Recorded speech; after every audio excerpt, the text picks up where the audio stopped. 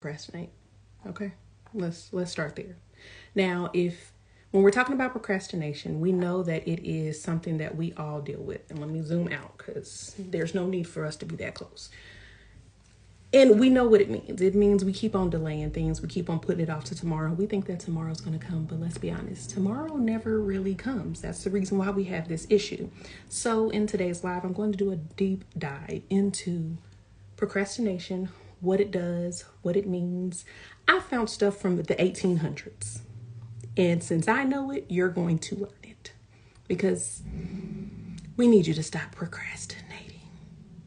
And also, look, buckle up, because the thing here is you being in your comfort zone is the most dangerous place to be in this season. You have too much that you got to do. You have no time to be in a comfort zone.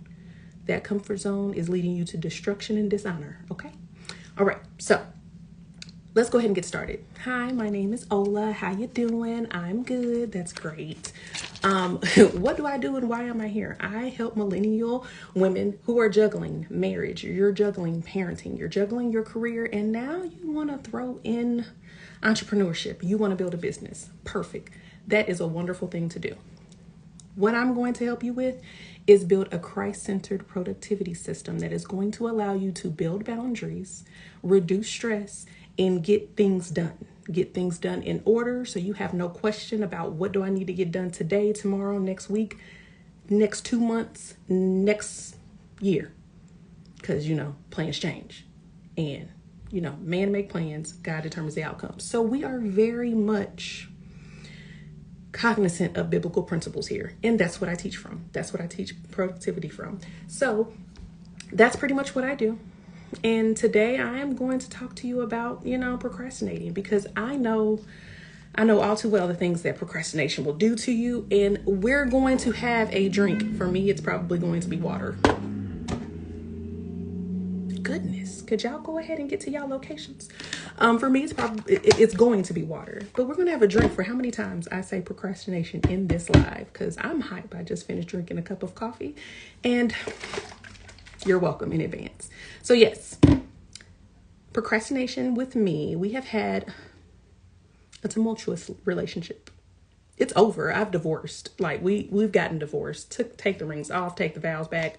I don't want to be a part of this relationship anymore. And I want to help you do the same. When it comes to building a business, it's very easy for us to procrastinate because we have a lot of things already on our plate. We are already juggling marriage. Like, hey, hubby, date night, what we doing, right? What's for dinner? We know that conversation. And then we have parenting. Oh, my dear child, I love you so much, but you are growing. And if you are a mom to a teenager, I'm going to send an extra prayer for you. Extra 2 prayers, okay? And then also, you're a career woman. You are we'll say on the ladder. You decide whether or not you want to climb it or whether or not you're trying to stay an individual contributor. But either way, you have all those things that you're already managing, plus a social life and, other responsibilities. You have other relationships that you're tending to, whether it's parents or, friends, other family, anything like that. But now you're throwing entrepreneurship into the ringer. And let me tell you, it's taking you through a ringer.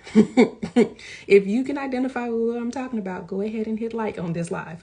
But yes, so when it comes to procrastinating, we are basically pushing everything forward. Honestly, that's what I did. I would have the plans. I'd have it in all the prettiest notebooks because I'm a notebook girl. So I'd have it in the prettiest notebooks. I'd have the best pens, everything. When I tell you, the plans were laid out, and that's where the business stopped. God gave me a business years ago. The plan stopped. Once I finished writing it in the book, and it was so nice. You get that energetic feeling. It's like, oh yeah, this is going to be great. Oh man. But then doubt creeps in. And then comparison creeps in. And then everything else, like fill in the blank, all of that creeps in. And what happens to these plans? They stay in the notebook and they never find their way out. We're stopping that today because there is no way on God's green earth that we are going to stay stuck in a space where we don't belong. We're not going to stay comfortable. We're not going to stay stagnant. We're not going to stay scattered, because that's a part of it too, right? Okay, so now that we're on the same page, that is what I dealt with. Had a business, had the plans laid out, had everything in specific order, all the way down to when I was going to execute these things. And did I execute? No, I didn't. And that was the problem. Why didn't I execute? That leads us into the definition of procrastination. So when we break down the word procrastination, pro itself means forward or repeatedly. And yes, I got notes. And then we have crastination, which is a Latin word, and that Latin word means delay and tomorrow. So procrastination literally means delaying or repeatedly delaying something or forwarding something to tomorrow. In today's day and age, it's just a plain off delay, because tomorrow never comes. So we can go ahead and just kick that on out. It's not a tomorrow. And according to an 1810 report, because I went on Google, and I was like, when was the first time it was recorded, like in some kind of publication of somebody talking about procrastination? 1810.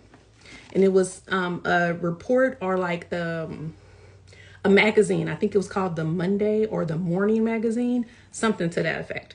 But they identified or defined procrastination as delaying or postponing something, often a mandatory duty. Well, would you look at that? You was typically, when you were procrastinating back in the 1800s, that meant that it was something you were supposed to do. It was a mandatory task for you to do, and you just didn't do it. That sounds a lot like disobedience. Then we can pull up scripture. In scripture, Proverbs 19:15. So, because again, there's nothing new under the sun. And one thing that I've learned since executing, and look, from executing and learning a whole lot about God and his ways and his rule and his kingdom, everything we need is actually in here. But so Proverbs 19:15, it says, slothfulness cast into a deep sleep, and an idle person will suffer hunger. So slothfulness is laziness. Laziness means you're unwilling to work or use energy, which is idleness. Sounds a lot like procrastination. And so what I'm learning here, what I hear is that slothfulness, laziness, procrastination is going to put a person into deep sleep. And then that idle person, the person who's not doing any work, the person who is putting stuff off until tomorrow, until whenever, will suffer hunger. Hunger is likened to unmet needs. Hunger is likened to you lack awareness. You have no awareness of what's going on.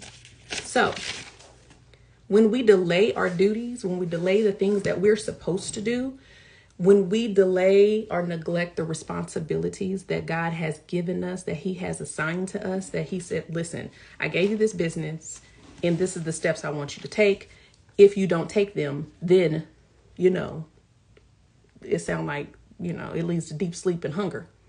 So if I'm not making moves, that means I'm going to lack awareness. That's that deep sleep. And then I'm going to be hungry. I'm going to have unmet needs. So me wanting a certain number of zeros in my bank account reflects the kind of work that I'm going to do, right? There are people depending on your obedience. When you do not obey what you have been told, the assignment that you have been given, that is a spit in the face. You become an enemy to God because you're being disobedient. And this is a hard pill to swallow, because let me tell you, I don't want to be no enemy. I want to be a good daughter. I'm trying my best to be a good daughter. And I know you are trying to do the same thing. So let's talk about the vice of procrastination versus its opposing virtue. Because with everything, there is an opposite to everything, right? So with procrastination, we know it's fueled by, like, you love being comfortable. At the end of the day, the root of procrastination, period, is the fact that you are in more love of being comfortable in your present ease than to put in the work, which may be uncomfortable, which may be difficult, to do the work you were called to do. It reflects in your habits. It reflects when you forget to do things. It reflects when you don't write it down on a calendar or on a planner, on a Post-it note, on a piece of paper, when you don't do a voice note, when you don't put it in your Apple Notes, your Android notes, when you just don't acknowledge that you have this work to do, but then take it seriously and do it. It's because you're more comfortable and you're more in love and being in the space that you're in right now. So basically, life is not hard enough for you. It's not hard enough for you to go and do the work that you need to do to get to the goal that you're trying to achieve. This is what I'm learning throughout this entire time.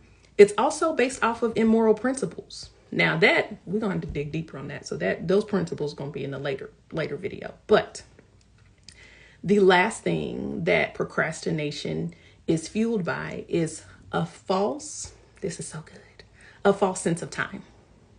So basically, what I'm reading and what I'm learning is I think that I have all the time in the world to do what I was supposed to do, or to do what I was supposed to do. I thought, back, let's just say 10 years ago. I thought 10 years ago I had more than enough time to do what God told me to do. Now, 10 years later, I think back and I'm like, how much further could I have been if I just put in the work 10 years ago when it was easier to do? Especially when it comes to building a business. 10 years ago, people were popping off because, entrepreneurship was still new, like not new. It's never been new. Nothing's new under the sun. But in today's day and age, I guess it wasn't trending. And so the people who did the work, they got a rich reward, right? If I would have just did the work and got off my lazy behind, I'd be much further. And I think you can agree with me for yourself. And when it comes to procrastination, we are operating with comfort. We are operating in delay. We are operating in agreement with the spirit of delay.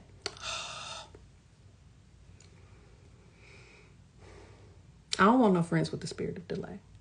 Look, bind, rebuke, cast out, come out of agreement, renounce, denounce, all those things with the spirit of delay.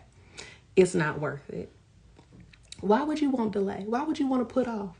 And don't use excuses like, well, in time, in God's timing, that ain't gonna work. That's not gonna work. That's not gonna fly. That's not gonna fly. Now let's talk about the virtue. The opposite of procrastination is going to have a virtue. So with procrastination being the vice, don't forget to drink your water. Many times I didn't say procrastination, y'all. It has a vice, and that vice, or not vice, it has a virtue, and that virtue is promptness. Now, when we talk about promptness, it means fulfilling duties immediately. It's the virtue that allows us to take action on what God has called us to do without delay. So it's not hesitating, it's not questioning, it's not overthinking, it's not being overwhelmed. It is doing it without delay, positioning us for growth and for blessings. And if it's positioning us for growth and for blessings, that means there's going to be, it's going to be a process. It's going to be a journey you're going to have to go through. It's not going to be easy all the time. It's not, actually, it would be easy. It just may be uncomfortable. So we'll put it that way, because I'm not going to say it's not going to be easy. I'm not God. So it may be very easy and you just been, blocking yourself, which we'll get to in a second. So can you tell I'm excited about this? Because I really am. So yes, with promptness, you are operating without hesitation, meaning you got your orders and you go do it, meaning you've made the plans and then you immediately start executing. Like, okay, I know what the next, 12 weeks look like. So I know what moves I need to make. Let me go ahead and start doing it now. And what you'll find is as you start making those moves, regardless of the doubt you may feel, regardless of the discomfort you may feel, regardless of the comfort that you wish you could stay in, you'll find that as you make those moves, your plans are going to pivot a little bit because you're getting more data, you're getting more information, and that is what you need in order for it to work according to the way God has called it to work.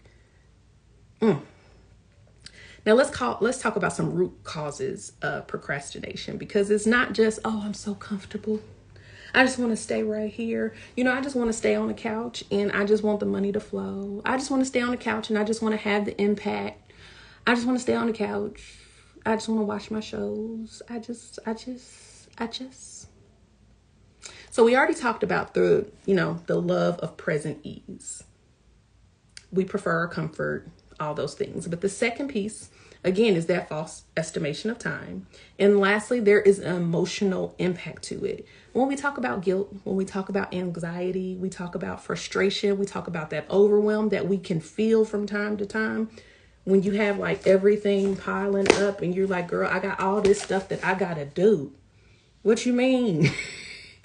What you mean I got to create content? Do you know what else I have to do? Yep. So the longer you stay in agreement with procrastination, the harder it's going to get, because action is going to cure all those things. Because what you may think is going to be a lot of things on your plate, you may find that once you start taking action, you're going to find it easier to delegate things, because I absolutely don't have time to do XYZ, or I would rather do this, so let me see if somebody else can do that. Or even down to the household stuff. This is something that my husband gets on my case about often, because the first thing he's asking me is, what do you have planned for this week and where can I help? And that's one of my favorite questions that he asks me every single week. What do you have planned this week and how can I help? And that is that's one of the simplest questions. And it's like, let me help you. Because, sometimes you be out there INDEP. And listen, that's not cute when you married. No, don't. It's a partnership. So, yes, babe, can you do this? Look, can you take this? And then, matter of fact, you can go ahead and take this. I got everything else. Cool, bet. We in there.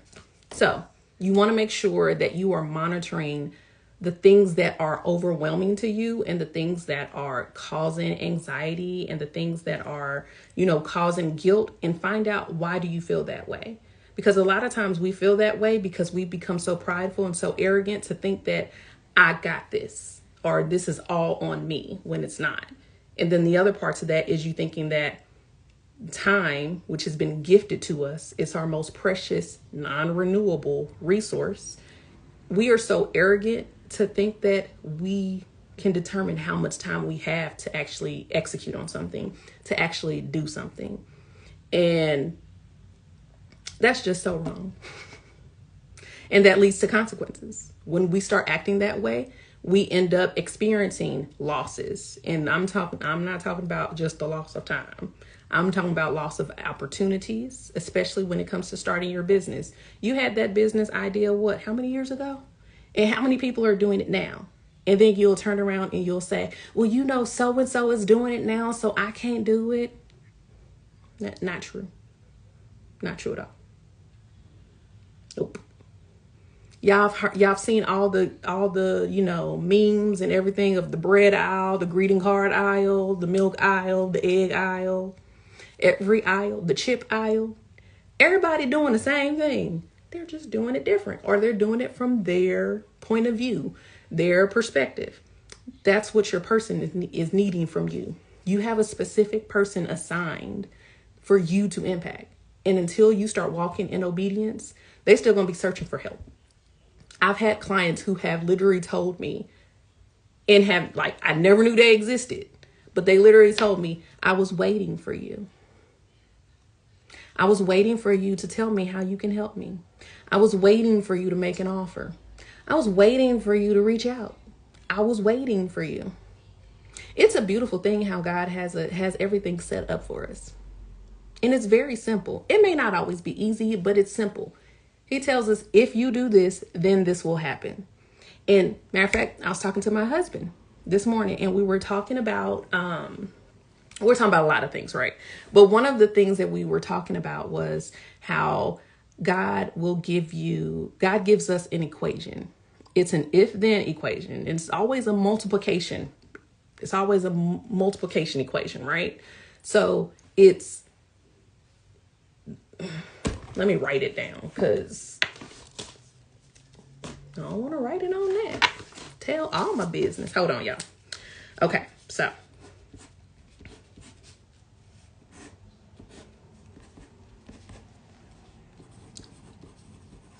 there is 2 equations that I'm finding to be true as I read and study my word.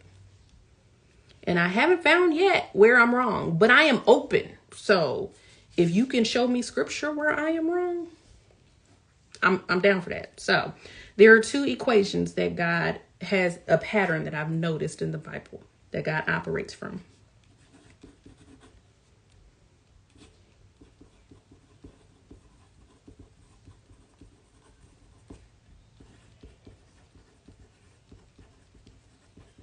Okay, I hope you all can see this, but it's 2 equations. Hold on, let me put a line so you can see both. And it's a multiplication equation, right? Okay, so the first equation is, so right here on the first part of both equations, you choose where you're going to be, right? So this is our part, right? Because if you've been following me for any point in time, you know that when it comes to goal setting, productivity, all those things, I am very much a person who is input focused. Like, what do I need to do? I'm not going to pay attention to the outcome.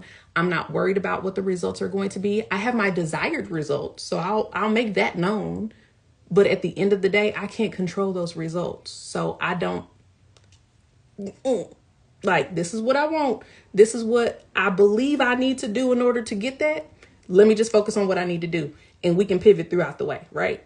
So this is your input. Figure out where you're going to go. If you input here, the first equation, it's you times disobedience. So when you obey, or when you disobey, you get curses. Bunch of them. It's multiplied. Yep. Now, there's another side to it, right? So this will be your vices. The virtues. You enter this equation and you obey. Blessings. Blessings on blessings on blessings on blessings. Okay, so I kind of veered off topic, but that was important to say, and I hope you take note of that. And just write that on a Post-it note and then put it on your bathroom mirror. Because the disobedience that we do, procrastination is disobedience. So when we disobey, we are in agreement with delay. We are in agreement with the losses that we're going to experience. Losses such as, I got them written down, opportunities, jobs, rewards, blessings, relationships, all that God already has prepared for us in his equation. In his equation, right? There's also a spiritual consequence. So procrastination is much like self-sabotage, right? Because when you are, so let's break down the word sabotage real quick. So sabotage is simply you deliberately damaging. What was it? Damaging? It was something else. Hold on, y'all. I had this written down, but I don't know where I put. I know where it is. It's in my other set of notes. That's, listen, we just gonna keep it rocking. But sabotage is deliberately destroying, damaging, and blocking, right? That's what sabotage is. So when you self-sabotage, you are deliberately destroying yourself. You are deliberately damaging yourself. You are deliberately blocking yourself. How much sense does that make? So you're hesitating and you're not walking in obedience. You're not, focusing on your marketing, your business, talking about what you do and who you do it for. You're not talking about how you can help someone. You're not giving value to your however many followers, whether you got 5 or 50 or 500. You're not talking 5,000. You're not talking, well, no, if you got 5,000, it depends on how you got that 5,000. But anyway, you're not talking enough and telling them enough about what you do, who you do it for, and why you do it. You're not making offers. Again, this is all something coming from, listen, guilty. And with self-sabotage, you're hindering yourself. You are keeping yourself stagnant. You are keeping yourself scattered because, again, that procrastination is a love for personal comfort. You're comfortable there. Like, so when we bring procrastination into on the spiritual side, it's double-mindedness. So double-mindedness is likened to vacillating. Double-mindedness is when you two-face. So you doing this a lot. You two-face. And vacillating is when you're doing like this. You're indecisive. You can't make a decision. One way you're going this way, the other way you're going that way. It's never it's never definite. Ever. And when you operate in that, like James 1:8 says, a double-minded man is unstable in all his ways. So how you do one thing is how you do everything. So if you double-minded, if you're procrastinating with simple things, then you're going to do it with the major things or the complex things. And people see that. And people don't want to work with that. They can see it coming a mile away. I know when I was in that, they could see me coming a mile away. And I deserved every single result I got from it, right? Y'all can tell, look, this hair is getting sweated out as we talk. Okay, so we're going to wrap some things up. So the last thing that I wanted to go into when it comes to procrastination, well, actually second to last, is the last consequence I'll say, is idolatry.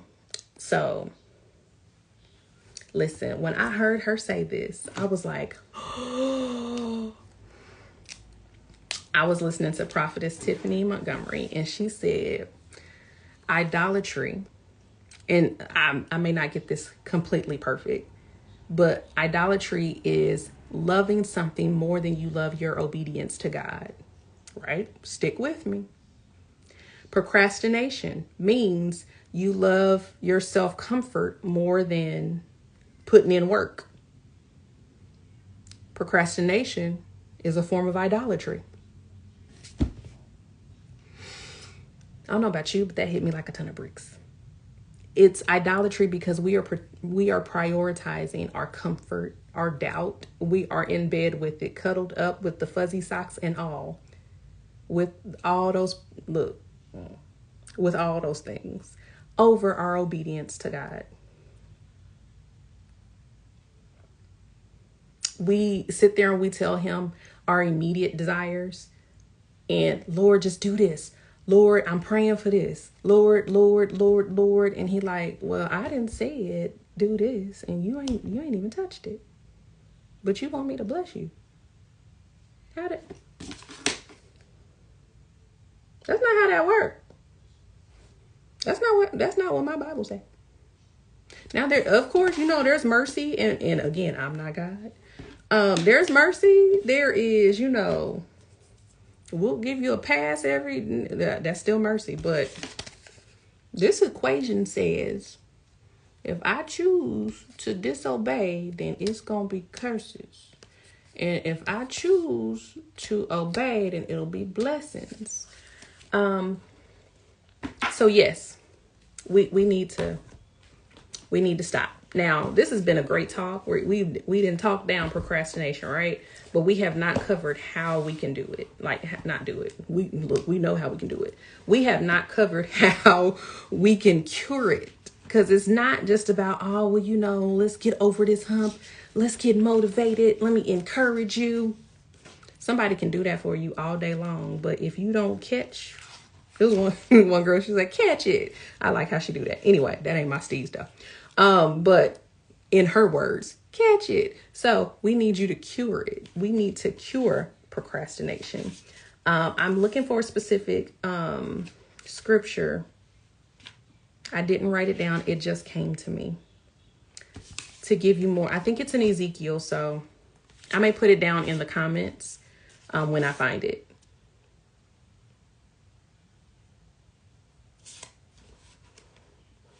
Yeah, I may put it in the comments when I find it.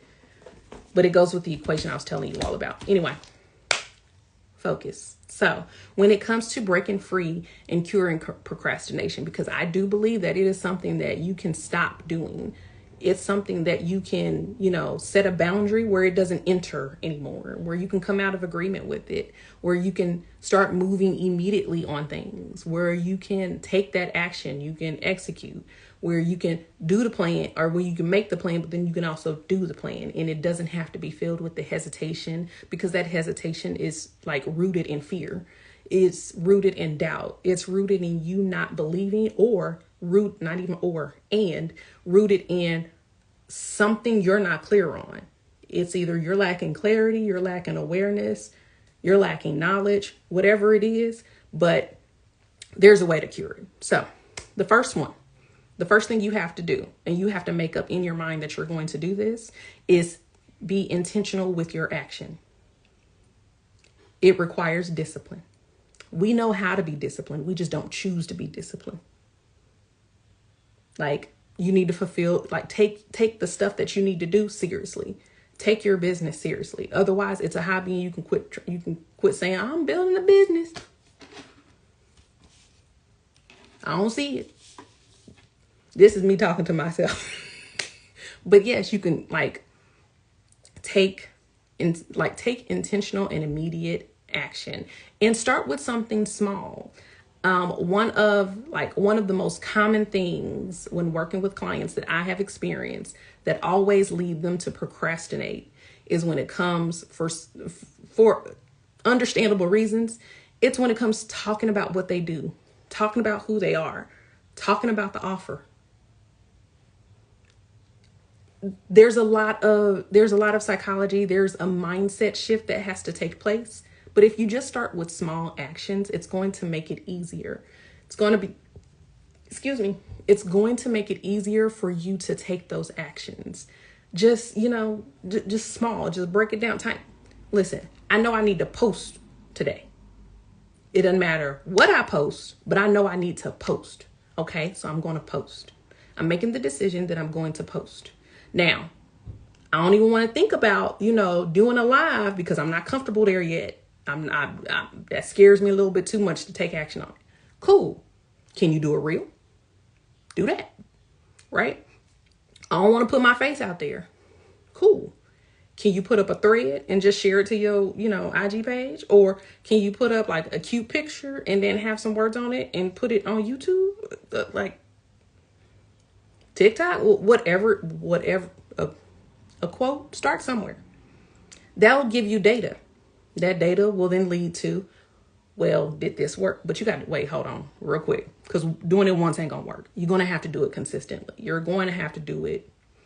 It has to be on a consistent basis. And by consistent, I don't necessarily mean every single day, although that's going to give you the quickest return on your investment of time and effort and energy and attention. But maybe you do it 3 times a week. Anybody can do that. Anybody can do that. Okay.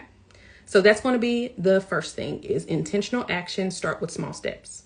The second is to build a habit of promptness. Now, again, promptness means you're fulfilling those duties immediately.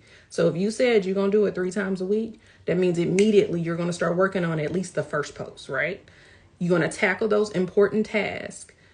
These tasks include, and just not even just business, but even on your day-to-day life, because we're building Christ-centered productivity systems. It's not all about the business, because we don't want the business to become an idol. Don't do that. That's not where it's at. And that's also what leads to hustle when you don't need to hustle. Different topic. But when we're building Christ-centered productivity systems, it's actually leading with things like prayer, reading your word, studying your word. Because it's one thing to read it, and those devotionals, they real cute, but that's not the word. You need to get into the word. Exercise. One of the major things that's plaguing a lot of entrepreneurs, and especially like entrepreneurs who also work full time, is that you're unhealthy. You're sitting all day. There's a such thing as office butt. All right, cool.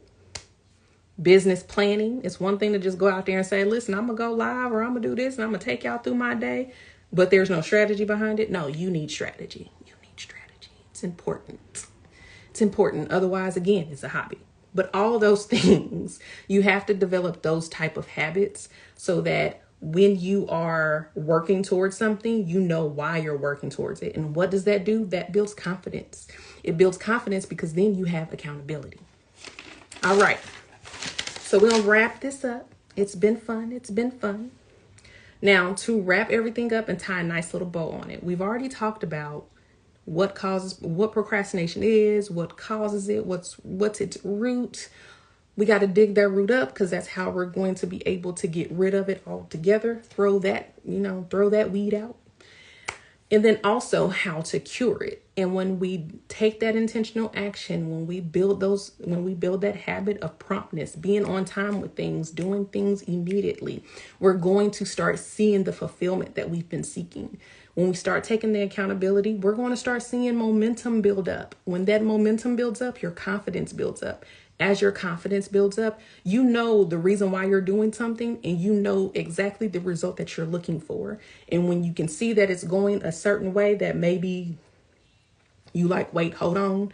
Instead of trying to control it yourself because you know you can't control the results, you go to God. You go to God first. And you align yourself to his plan. Let him lead. And you enjoy the fruit of your labor because it's all about being fruitful. We are building kingdom businesses. And with those kingdom businesses, you want kingdom results. You got to take you out of it. That's another reason why we procrastinate, because we're selfish. We got us all up in it, and it has nothing to do with us. We are simply a conduit. So I have an assignment for you. This is a challenge for you.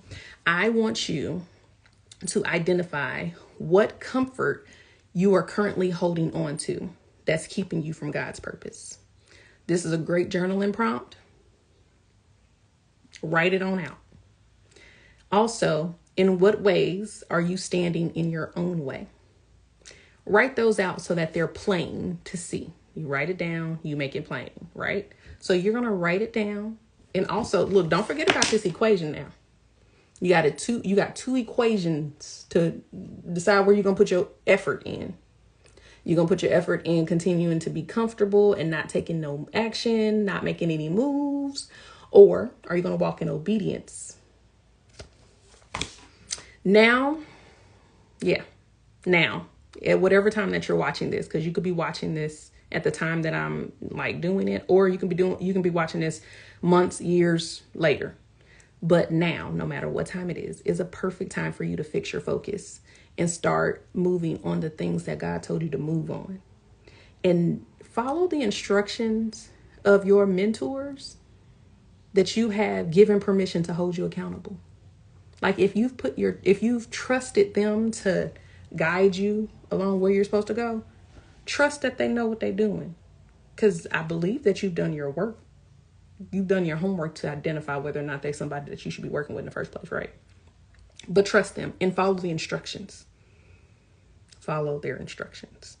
But fix your focus and start with immediate and small tasks. Take those and just continue to build on it. It may start small and then maybe you get, you grow up in it. And you want to make sure that you're building out your discipline. You want to make sure that you're building out your obedience. You want to make sure that you're building out the actions that you need to do so that you can live the fulfilled life that you've been praying for, that you've written about, the ideal day and the ideal month and the vision of your dream house and all that comes at a price, and you have to be willing to be obedient. That is the price you have to pay, is obedience. So that's all that I have for you. If you enjoyed this, make sure you click the like button. I'm so used to doing YouTube. It's been a minute since I've been on here. So, and then also click the link in my bio. Click the link in my bio. You will get access to the community, and also a free guide will be sent to you once you sign up. So that's all I have for you all tonight. Take care. Bye.